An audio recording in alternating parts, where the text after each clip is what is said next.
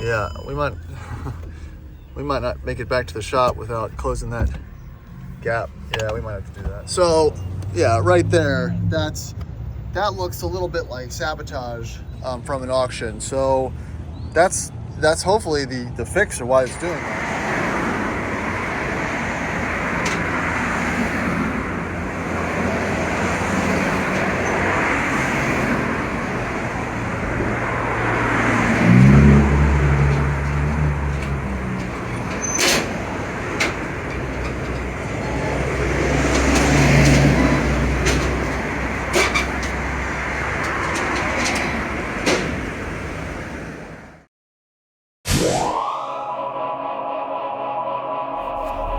Howdy, welcome back to the Addicted Motors YouTube channel. My name is Troy, and it is New Rover Day! Let's go! And this is a special edition of New Rover Day because we are playing Rover Roulette once again from a sight unseen, auction purchased Rover from Florida. Now, it literally just arrived at the shop, and I'm gonna go check it out. Again, this is an L322 flavor this time, so how bad can it be? We know nothing about it besides it's green.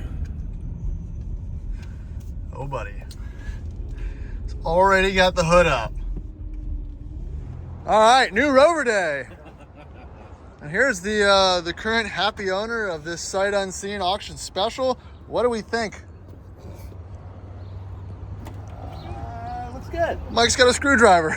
Yeah, somebody did this hose. I wonder if they were trying to get that auction real low, cheap price. Oh, they did the O2 sensor?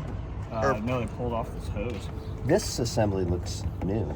Yeah, somebody also might have pulled it off to like do something. All right, so what are we dealing with here? We're dealing with a 2007 green. I'm not sure which green it is. Tonga green, yeah, just like my old LR3. 2007 L322 Tonga green. Florida truck, 159-ish thousand miles. Air suspension. If you put it in drive, just hold the brake. Decent interior. Like I said, this truck was around $5 or so grand at auction. It was a 2-owner truck. And yeah, here it is. Let's go check it out. So we've got a Continental tire, we've got a Pirelli tire.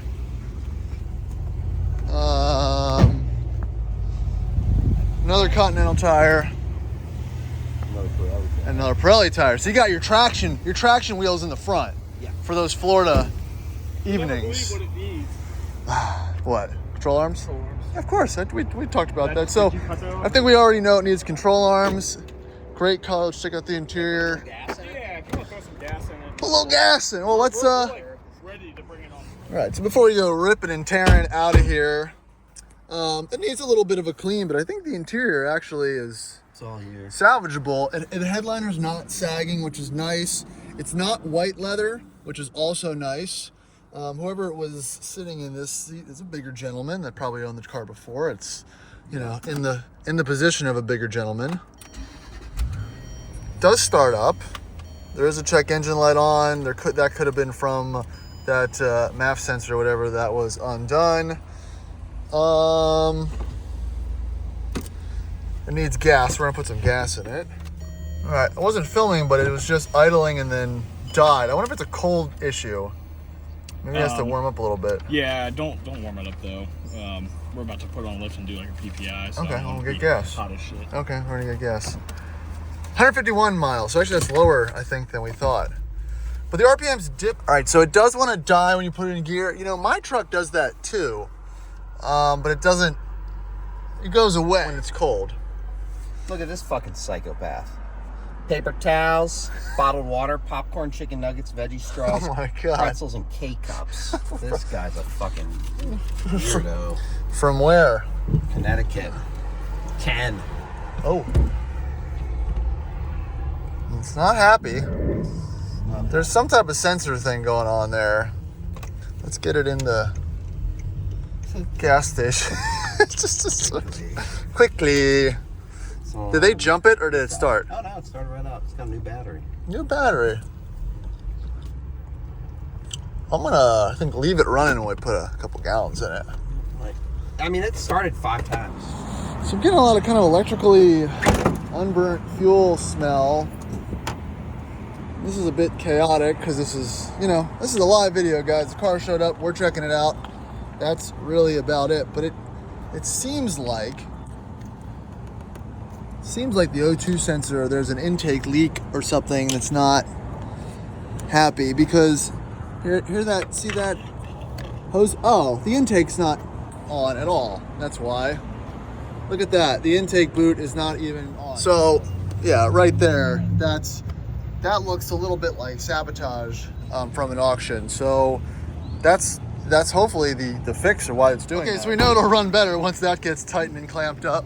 But the paint will definitely clean up. These rubber cladding pieces, that's definitely some weird aftermarket looking stuff. The Carfax said that the air suspension had been done around 20 or 30,000 miles ago. Taillights aren't too cracked, but again, great green color. Check out the bottom. You don't have a tow package, but you have a hitch, and it's very much not rusty, which is pretty neat. Let's check out the back. Need some struts, but again, it's all there.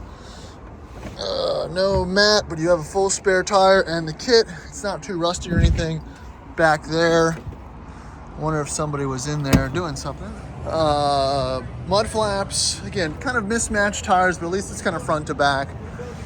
Brakes and everything look okay.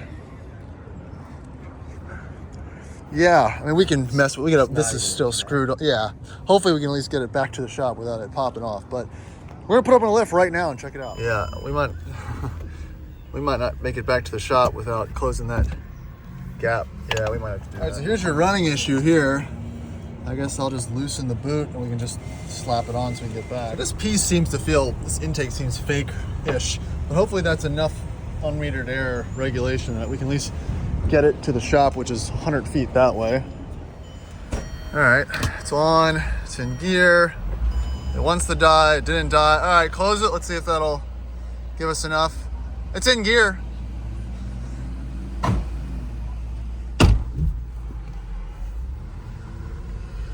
All right, that's giving us enough to make it, almost make it. We made it. It's the little things. So now it's roadworthy and perfect. Oh, you got both your trucks here.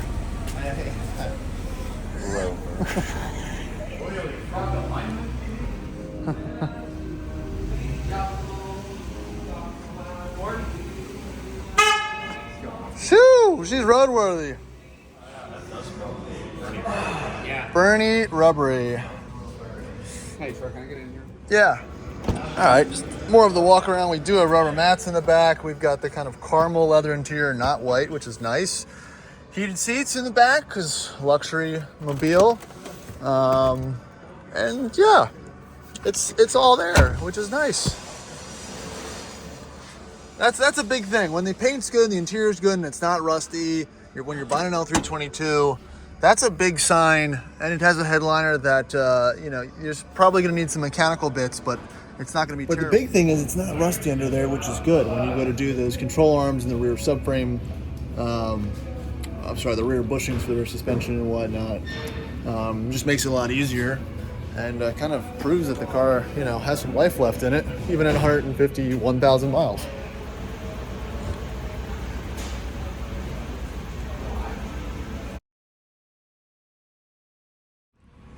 All right, so again, Connecticut, Florida Rover, and looking under here, pretty good. Pretty good. I don't see any obvious leaks from the back. The gas tank, fiberglass is not ripped up. The axle boots look good. Beefy rear control arms look okay too. Transfer box and everything looks fine. Looks like, I don't know if that's original or not, but that transmission pan is not leaking. The front diff looks good. The boots on either side also aren't torn and look good. So, I mean, hell, that's a great start for, again, a sight unseen auction purchase. When we bought this one, there was a picture of the undercarriage which again gave us you know, a little bit of confidence that if there's something mechanically wrong with it, it was at least, you know, worth doing some work to, because it wasn't rusty, didn't have any type of cancer. The sills over here look good on either side. You know, these tend to rust right in this area when you open the door, because a lot of water gets stored in these seals, and your rockers and stuff go out, because obviously no one ever takes this plastic off. Don't advise, and you'll see the little secrets that are under it. And again, I know these things weren't 100% built to be an off-road machine, but compared to the Land Cruiser and LR3, these control arm configuration is more similar to an E39 than a full-size Range Rover, in my opinion. And they all need control arms. It's a lot of weight, a lot of, you know, susceptible to the bushings going bad.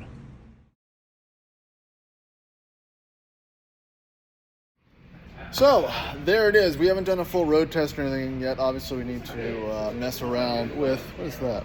Oh, no, that's not the part I was looking for. Got to mess around with that intake boot and whatnot, but I think this is going to be a good one. Like I said, roll the dice on it, a little bit of Rover Roulette. You know, got it for around $5,600 or something like that. It's going to obviously need another $2 or $3 grand worth of things, but you know, that's the game. You know, if you bought a $10,000 one, it would still need that. Those same things. You bought a $15,000 or $20,000, still probably need control arms and everything else. So, you know, it's just the name of the game. Guys, and the lineup out here is looking pretty good. Again, they're just cars, but it's cool to roll up and see this whole mess. It's not a mess. Oh, okay. So while I'm here, here is the L322 and a LR3 ARB that we fitted to this truck. Now we've done some a little bit of preliminary fab work for some temporary brackets that are fixing this to the bumper, because if you don't already know, they don't make an ARB specific kit for the L322, and I don't see why it doesn't deserve it.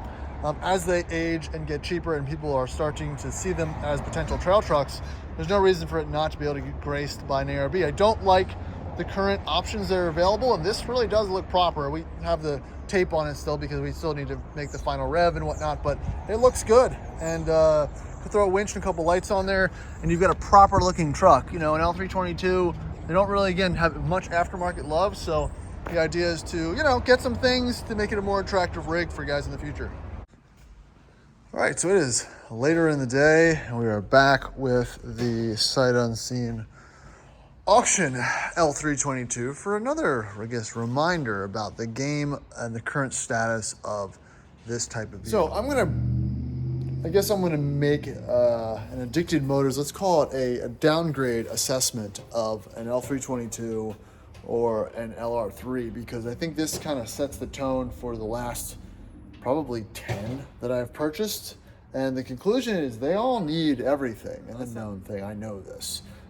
But we have in the past been able to get lucky on, again, sight unseen trucks that we've bought from people we know, trucks that have been local, other people's trucks that they've bought. I'm trying to get a general sense of how these things were maintained or not. And what it really comes down to is they're not. They're never maintained, not even the least. And even if you buy one from someone who has maintained it, unless they have their receipts in hand, it probably needs a lot. And it usually is more than what the car is worth. It's technically financially totaled. So, and again, this one, not terrible. So, I mean, there's two lists, right? There's the list you have to do, and there's the list that you should. Right off the bat, tires, they're 4 years old. They're not terrible, but they don't match front to back. And if you want to do things right, you get a set of matching tires. Idle. After we replaced and secured the boot properly, there's still some idling issues. Could be loose vacuum line, could be something else. Truck runs and drives, but, you know, something that will need to be tracked down and die at. Coolant. You know, when we looked at this at the auction, from the pictures we could see, the coolant looked much more orange than it actually is. It seems to be mostly water, so that definitely should be flushed, and then the level checked and maintained. Brakes. Easier thing to do, definitely a DIY. Pads are lower. It's all, again, it's not, it won't fail inspection how it is, but definitely something you want to do in the near future. While we're down here, rear control arms. Boots are ripped. Obvious play movement when you step on the brakes. You could probably put another 4,000 or 5,000 miles on them, but if it's your car and you're doing it for you, you want things to be nice and tight and secure and decent. Actually, it looks like the sway bar bushings are newer, so interesting. Someone's been in there. Obviously, in alignment, the steering wheel is not dead center at all. It's a couple inches off, so someone either did something, didn't realign it, or hit something and screwed something else up in the front. Not at the end of the world, but, you know, it is something worth it. I think the rear is good. I don't think there was anything noted in any severity about what we have to done at the rear. The transmission pan was noted as, you know, not leaking, but seeping. That's the one thing that if you do find a more decent truck like this, to just go ahead and do, because no one ever does. So, you know, kind of like a Toyota, and I know I'm going to get a lot of hate for making that comparison, is a Land Rover, I think, can go much farther and much longer for much more miles with very little maintenance. And that's really what we're seeing in these higher mileage trucks, is they can go, you know, 100,000 miles. I'm not saying without doing anything, or the things that don't impact the car from running, but, you know, control arms, brakes, suspension components. It can get really bad and still drive to whoever the current owner's, you know, standard, which is usually not very high. Which again, that's how they get here at for sale or at auction, wherever you buy it.